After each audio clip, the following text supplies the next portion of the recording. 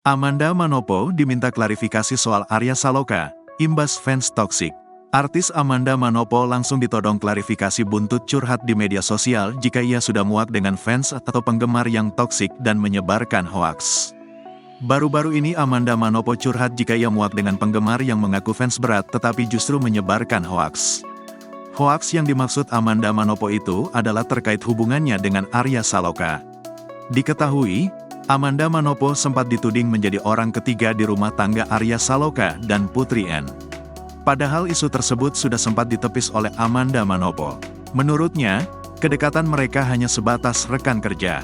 Dia mengaku muak dengan kelakuan fans toksik yang menyebarkan berita bohong tentangnya. Terlebih belum lama ini juga sempat beredar isu Amanda Manopo ikut mudik ke Semarang bareng Arya Saloka. Melalui media sosialnya, pesinetron 24 tahun ini mengaku kesal karena kehidupannya terus diusik. Diakui Amanda, ia kerap meminta keluarga maupun orang sekitarnya untuk tak mengunggah momen bersamanya.